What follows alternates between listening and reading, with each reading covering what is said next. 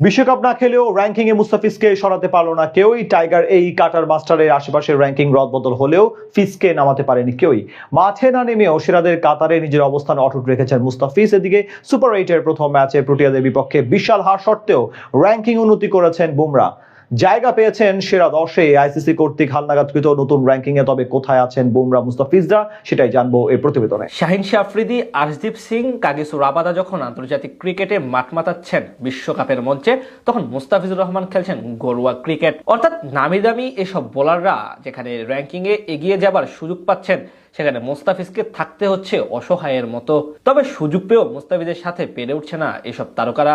আন্তর্জাতিক ম্যাচে মাঠে না নামেও র্যাঙ্কিং এ এসব রথী মহারথীদের থেকে এগিয়ে আছেন বাংলার এই কাটার মাস্টার। চলমান টি-20 বিশ্বকাপের পারফরমেন্সের উপর ভিত্তি করে নিজেদের র্যাঙ্কিং এর হালনাগাদ করেছে আইসিসি। ফলে বল হাতে বিশ্বকাপে ভালো পারফর্ম করে সবাই র্যাঙ্কিং এ যেমন উন্নতি করেছেন, তেমনই খারাপ পারফর্ম করা ক্রিকেটারদের হয়েছে অবনতি। একই সাথে বিশ্বকাপ খেলতে না পারা ক্রিকেটারদের র্যাঙ্কিংও কয়েক ধাপ নিচে নেমে গেছে।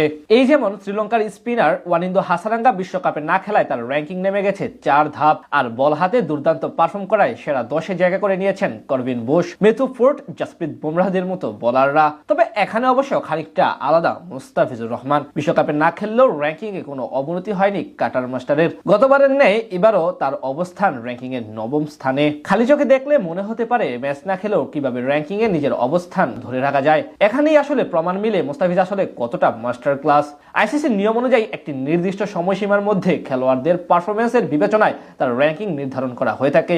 আর এখানেই মূলত এগিয়ে গেছেন দ্য ফিজ। কেননা মুস্তাফিজ চলমান বিশ্বকাপ না খেলতে পারলেও নির্দিষ্ট এই সময়ের মধ্যে তার পারফরমেন্স ছিল টপ নচ। সেখানে বোশ, ফুড কিংবা বুমরার মতো পেসাররা শুধু বর্তমানের সাফল্য নিয়েই এগিয়েছেন কয়েক ধাপ। আবার হাসারাঙ্গার মতো ক্রিকেটারদের এই সময়ে performance up to the mark ছিল না বিধায় পিছিয়ে যেতে হয়েছে র্যাঙ্কিং এ। এমনকি মুস্তাফিজের পাশাপাশি র্যাঙ্কিং এ নিজেদের অবস্থান সুসংহত রেখেছে বরুণ চক্রবর্তী ও রাশিদ খান। যথারীতি র্যাঙ্কিং এ 1 ও 2 নম্বর স্থানটা রয়েছে এই দুই স্পিনারের। তিনে আসা প্রোটিয়া পেসার করভিন বুশ অবশ্য উন্নতি করেছেন 21 ধাপ। বল হাতে বিশ্বকাপে ব্যাপক ছন্দে থাকা এই পেসার তাই উঠে এসেছেন সেরা 3-এ। 4 নম্বরে অবস্থান রয়েছেন আদিল রশিদ। প্রথম দল হিসেবে এবারের বিশ্বকাপে সুপার 8-এর টিকিট কাটা হয়েছে ইংল্যান্ডের। সেখানে বল হাতে বেশ ভালোই ছন্দে আছেন এই স্পিনার। তবে অবনতি হয়েছে আবরার আহমেদের। পাকিস্তানের দলের সাথে আবরারের পারফরমেন্স এর গ্রাফটা রয়েছে নিম্নমুখী, যার প্রমাণ মিলেছে র্যাঙ্কিং এর 2 ধাপ পিছিয়ে আবরারের অবস্থান এখন 5 নম্বরে।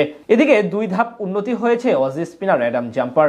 র্যাঙ্কিং এর 6 নম্বরে রয়েছে এই লেগি। সাথে থাকা ম্যাথু ফোর্ড দিয়েছেন লম্বা এক লাফ। একেবারে 23 ধাপ এগুলো পেসার চলে এসেছেন সেরা 10-এ। 7 ধাপ উন্নতি হয়েছে জাসপ্রীত বুমরার। বর্তমানে তিনি রয়েছেন 8 নম্বরে। অন্যদিকে মুস্তাফিজুর রহমানের অবস্থান যথারীতি 9 নম্বরে। এছাড়া 4 ধাপ পেছনে গিয়ে র্যাঙ্কিং এ 10 নম্বরে রয়েছেন ওয়ানিন্দো হাসারাঙ্গা।